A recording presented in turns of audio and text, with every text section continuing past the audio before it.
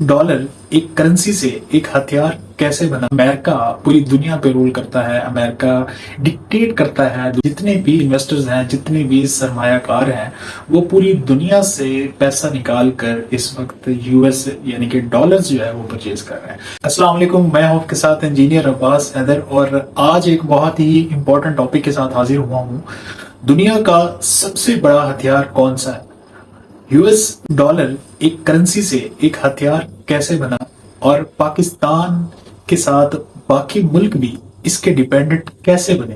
तो इस वीडियो में हम 2 से 3 क्वेश्चंस को एड्रेस करेंगे कि कैसे यूएस डॉलर एक वर्ल्ड करेंसी कैसे बने। एक आम करेंसी में और एक यूएस करेंसी में फर्क ये है कि आम जैसे हमारा पाकिस्तान रुपया है, उसमें हम किसी दूसरे मुल्क से खरीदारी नहीं कर सकते, हमें डॉलर में खरीदारी करनी पड़ती है।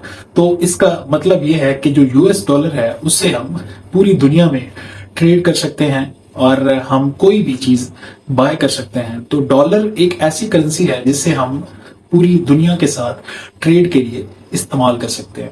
1914 तक वर्ल्ड वॉर से पहले दुनिया की सारी करेंसीज गोल्ड के साथ लिंक थी, यानी कि हर मुल्क का जो एक सेंट्रल बैंक होता था वो जितने अमाउंट में वो करेंसी यानी कि जो नोट थे वो छापते थे, उसी अमाउंट में वो गोल्ड को रिजर्व रखते थे अपने पास। वर्ल्ड वॉर के बाद सबसे बड़ा ये मसला पेश आया कि जितने ममालिक थे उनके पास जो गोल्ड था वो खत्म हो गया। यहाँ अमेरिका आता है और अमेरिका कहता है कि जी आप मेरे से गोल्ड लें, मेरे पास गोल्ड मौजूद है। इस तरह अमेरिका ने कहा कि डॉलर हमारा गोल्ड के साथ लिंक है, आप पाउंड को डॉलर के साथ लिंक करेंगे तो वो गोल्ड के साथ ऑटोमेटिकली लिंक हो जाएगा।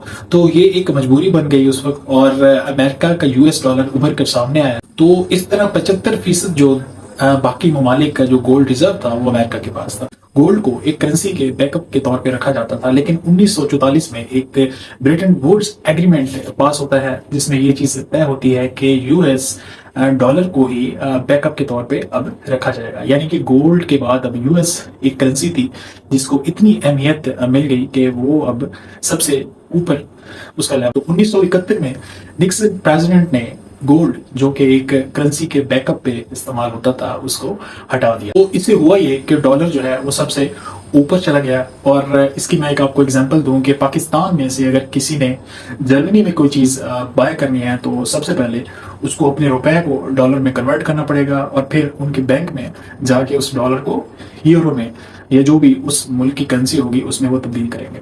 तो इस प्रोसीजर में कौन सी ऐसी मुश्किलात का सामना करना पड़ता है और कौन सी ऐसी मसाइल हैं जो दरपेश आते हैं। सबसे पहला मसला तो ये होता है कि जब ये कन्वर्जन्स होती हैं तो उसमें इन कन्वर्जन्स पे कुछ टैक्सेस आयद होते हैं, कुछ चार्जेस होते हैं। और दूसरी चीज ये है कि अमेरिका बहुत से सैंक्शंस लगा सकता है, यानी कि अगर वो चाहेगा तो आप दूसरे मुल्क में ट्रेड कर सकते हैं, अगर वो चाहेगा तो आप दूसरे मुल्क से कोई भी चीज इंपोर्ट कर सकते हैं या ट्रेड कर सकते हैं। तो ये अमेरिका के हाथ में है कि कौन सा मुल्क एक दूसरे मुल्क से जो अपनी ट्रेड है उसको कर सकता है। तो इस तरह जो है यूएस डॉलर जो है आहिस्ता आहिस्ता स्टेबल होता गया और मुल्कों का जो एतमाद है वो लेने में कामयाब हो गया। जो मुल्क बहुत ज्यादा अपनी इंपोर्ट्स पर डिपेंड करते हैं, यानी कि जैसे पाकिस्तान में बहुत ज्यादा इंपोर्ट्स की जाती हैं तो वो डॉलर में परचेजिंग होती है, और जिसकी वजह से होता क्या है कि हमारे पास डॉलर कम हो जाता है और उसकी वजह से हमारी जो अशिया है, हमारा पेट्रोल और इस तरह की जो चीजें हैं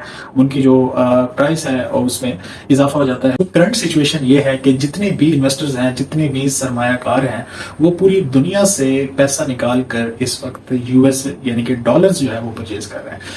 अब एक सिंपल सी बात है कि जब आप के पास कोई भी चीज किसी मिकदार में हो और बहुत से लोग उसको परचेज करने लग जाएं तो उसकी डिमांड जो है वो बहुत ज्यादा हो जाती है, और डिमांड ज्यादा होने की वजह से उसकी जो वैल्यू है उसमें इजाफा होता है। तो डॉलर की प्राइस में इंटरेस्ट रेट के बढ़ने में सबसे बड़ी वजह यह है कि इस वक्त जितने भी इन्वेस्टर्स हैं वो डॉलर्स की तरफ शिफ्ट कर गए हैं।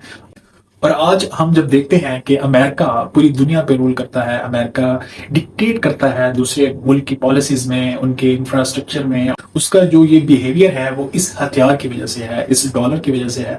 और अभी तक इस तरह का कोई भी इसकी रिप्लेसमेंट यानी कि कोई मुल्क ऐसा नहीं है कि वो उसकी जो करेंसी है उसके ऊपर एतमाद किया जाए या उसकी करेंसी है वो इस अमेरिका के यूएस डॉलर को रिप्लेस कर सके। तो हमें थोड़ा बहुत आइडिया ہوا ہوگا کہ کیسے امریکہ اپنے کام کرواتا ہے، کیسے امریکہ کے جو بھی منصوبے ہیں ان پہ عمل کرنا پڑ جاتا ہے۔ جتنے مسلم ممالک ہیں وہ آئی ایم ایف کے ڈیپینڈنٹ ہیں، آئی ایم ایف کے لونی ہیں، یعنی کہ قرض دار ہیں۔ اور اس ویڈیو کے اوپر ایک لنک دیا گیا ہوگا، اس لنک پہ جائیں اور میرے یوٹیوب چینل کو سبسکرائب کریں اور اس ویڈیو کیمپین میں ہمارے ساتھ جڑے رہیے۔ Thank you so much.